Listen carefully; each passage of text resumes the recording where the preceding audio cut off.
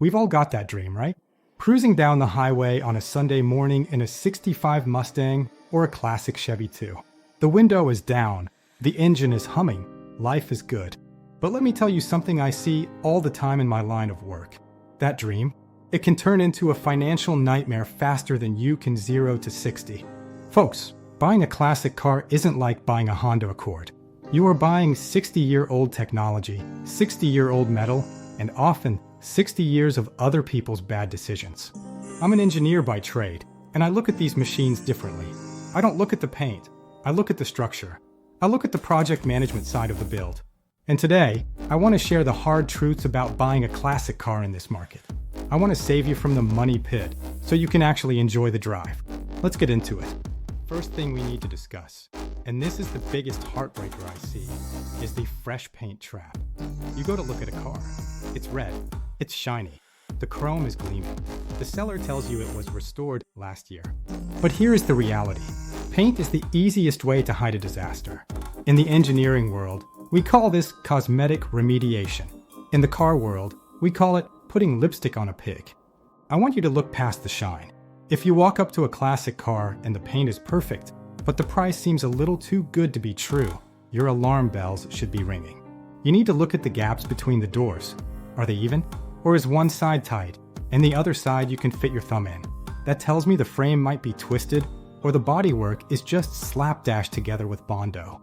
Don't fall in love with the color. You can paint a car any color you want. You cannot fix a car that is made of 50% body filler unless you want to spend tens of thousands of dollars. Now let's talk about matching numbers. You hear this thrown around at auctions and car shows constantly. Oh, it's a matching numbers car. It's an investment. Here is my humble 2 cents on this. Unless you are buying a Shelby GT350 or a very rare, low production Corvette, matching numbers doesn't mean it drives well. It just means the engine is original. And guess what? A 1960s engine that hasn't been touched in 40 years is going to leak. It's going to overheat in traffic, and it's going to be fussy. If you are looking for a car to actually drive, to take your wife to dinner, to go to the hardware store, don't pay the collector tax for matching numbers. Look for a car that has been maintained. I'd rather see a car with a replacement motor that runs smooth and cool than an original motor that smokes like a chimney. Ask yourself, are you building a museum or are you building a memory? Because those are 2 different cars with 2 very different price tags. Just like in my work as a project manager, we have go/no-go criteria. These are the red lines. If you see these on a car you're looking at, I want you to close the hood, shake the man's hand, and walk away. Number 1 is structural rust. I'm not talking about a little surface rust on the suspension components. I'm talking about the frame rails. I'm talking about the floor pans. If you poke the frame with a screwdriver and it sounds like crunch, run. Rust is cancer. You cut it out and you find more. It never sleeps. Number 2 is spaghetti wiring. If you look under the dash and see wires twisted together with household electrical tape or wire nuts that belong in your bathroom light switch, that is a fire waiting to happen. It tells me the previous owner didn't know what they were doing.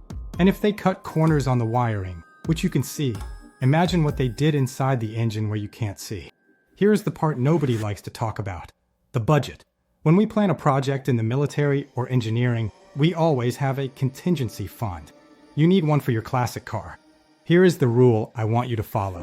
Whatever you pay for the car, you need to have 20% of that purchase price sitting in cash, ready to go the day you bring it home. You buy a $30,000 Mustang, you need $6,000 in the bank. Why? Because the drive home is when you find out the radiator has a pinhole leak. It's when you realize the brakes pull to the left. It's when the alternator decides to quit. If you stretch your budget to the absolute max just to buy the car, you're going to end up with a distinctively expensive lawn ornament because you can't afford to fix the first thing that breaks. And something will break. That's part of the charm, but you have to plan for it. I want to touch on one last thing. There's a lot of pressure in the classic car community to keep things period correct. Drum brakes, bias ply tires, original carburetors. If you are used to driving a modern car, a 1965 car with drum brakes is going to scare the life out of you the first time you try to stop in rush hour traffic. There is no shame in upgrading for safety. Disc brakes on the front, that's mandatory in my book. A dual master cylinder so you don't lose all your brakes if a line bursts. That's engineering safety 101. Don't let the purists bully you into driving an unsafe car. Make it safe, make it reliable, and then enjoy it. Folks, buying a classic car is an emotional decision. I get it. I love these cars. I love the smell of gasoline and old vinyl. But you have to bring your brain along for the ride, not just your heart. Take your time, do your research, and if you don't know what you're looking at, hire a professional inspector. It's the best money you will ever spend. I hope this helped clear up some of the fog around buying these old machines. If you're looking at a specific model right now, let me know in the comments. Are you a Mustang guy, a Chevy guy, or maybe Mopar? I'd love to hear what you're hunting for. If you found value in this, hit that like button. It really helps the channel. Consider subscribing if you want more no-nonsense guides like this.